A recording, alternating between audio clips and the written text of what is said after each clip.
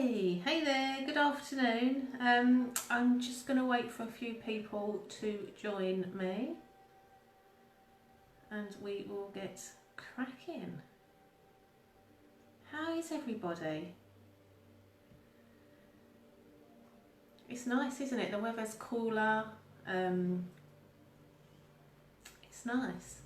So it's Saturday and it's midday and yeah, let me just take this off. So it's Saturday and it's midday.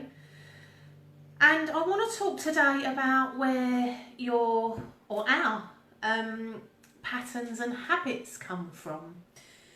Because we all develop patterns and habits. We've all got them. We've all got them. And some of them we don't even realise that we have them until we try to make a change.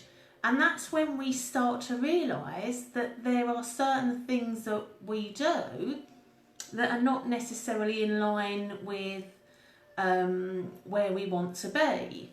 And I'm not necessarily going to go into too much detail about that bit.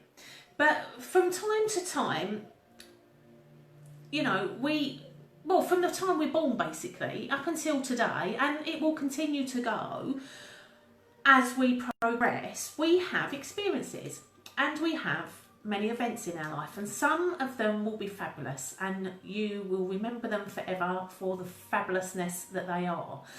And some of them won't be so fabulous and you will also remember those for the not fabulousness that they are.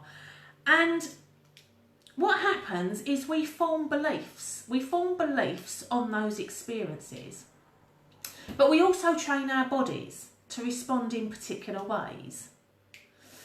Now, I want you to think about this concept.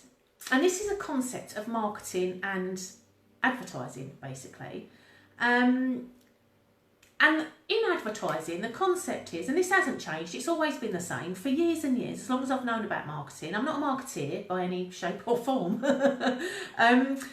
But what they do is they use this notion that you have to see, be or hear something 3 times before you actually take notice.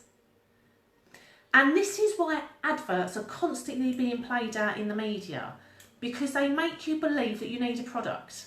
And maybe you do need that product, you know, maybe you actually do need that and it's in your view at the right time, at the right place, you know. But a lot of the time what they're doing is they're creating a demand for something that's something that you don't actually really need. And it's a type of programming. And if you see it enough, if you hear it enough, you will start to believe it. And our minds work in exactly the same way.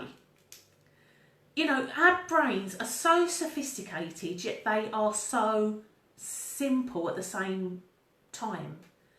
And just like marketing, if we experience something that triggers an emotion and we hear phrases or words or witness behaviours, maybe of parents or siblings,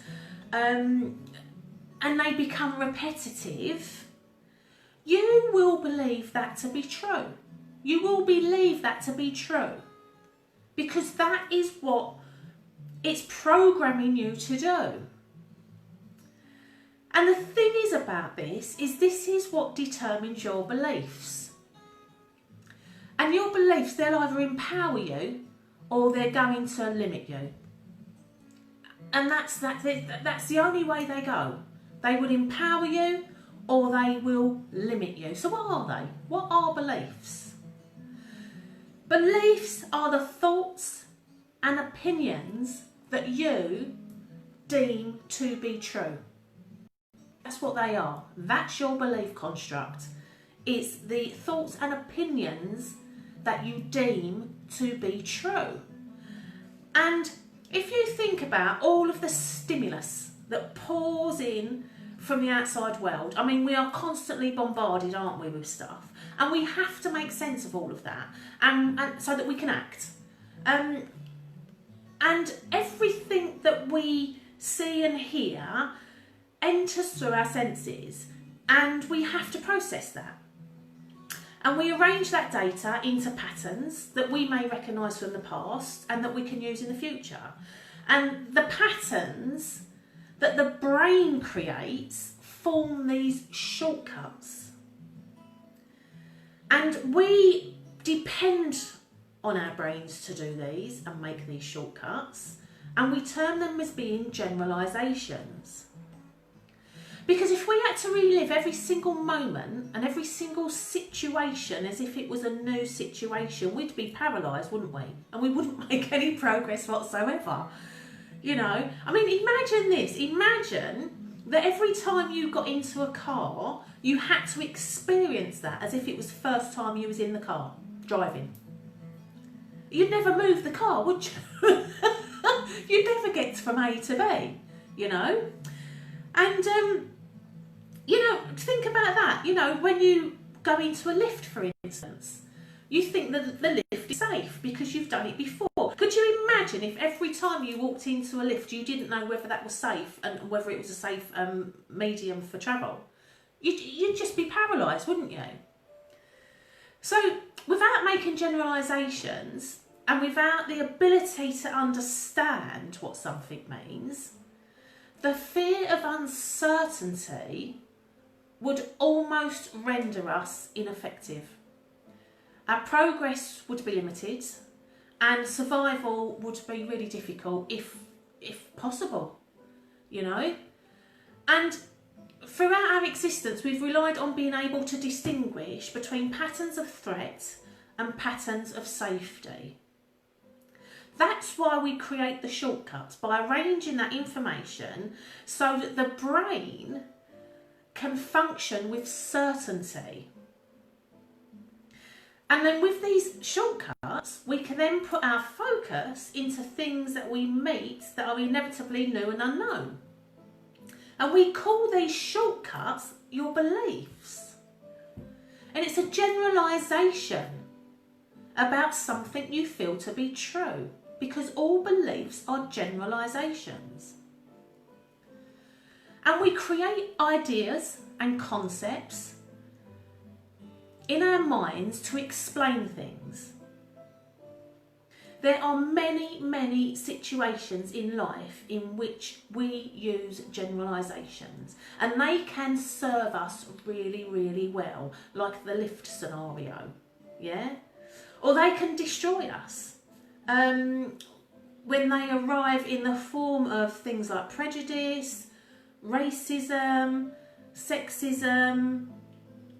So it's really, really, really important to consciously understand your beliefs, because they influence your action in a massive way. So a belief above all then is a feeling of certainty. And through creating that belief shortcut, we come to feel certain about what sometimes means, or something means, and how we should act. Our beliefs determine our actions, and we will often act when there is a high degree of certainty. That's when we move forward. But what they also do, these beliefs and these shortcuts, is they allow us to avoid the pain of mistakes that we've experienced previously. And they ensure our survival on many levels. But they also allow us to recognise patterns of pleasure that are both necessary for our survival and purely enjoyable, stimulating sensations. But when we create a belief, what happens is there's a measurable change in our brain's biochemistry and new neuroconnections form. But the major challenge for all of us in life is when one or more of our beliefs no longer serves us and helps us to achieve our desired outcomes. And these are what we call limiting beliefs, as they limit our progress. So I'm going to go a little bit more detail about beliefs, because I think it's really important that you get the understanding of it. So if we think about a table, for instance, think of the top of the table as the belief. And the belief, or the table in this, is supported by legs. And those legs are your references.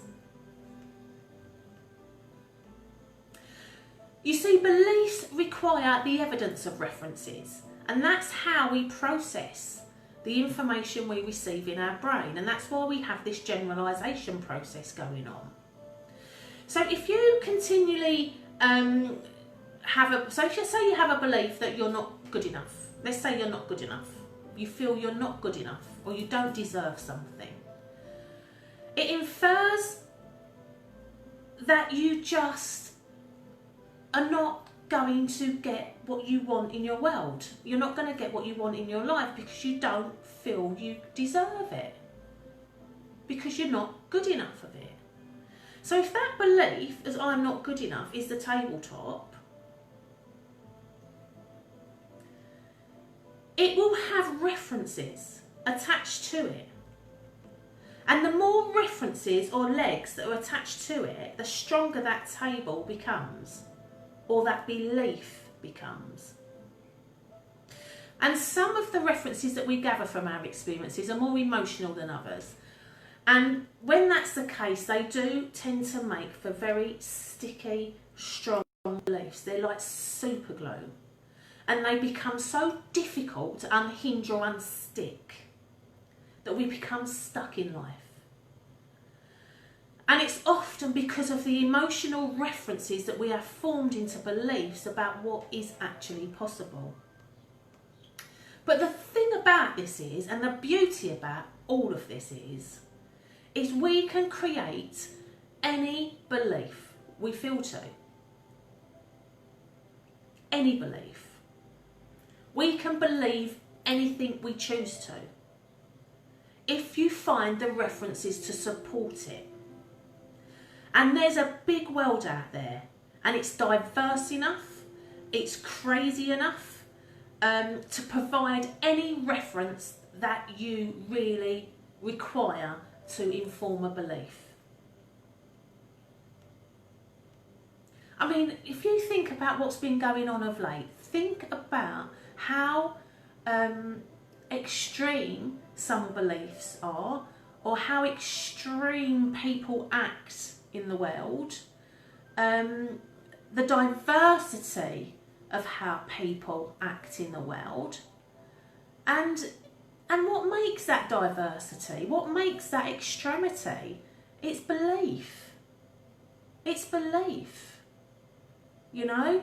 And all of those people will have different things, and we will all have different things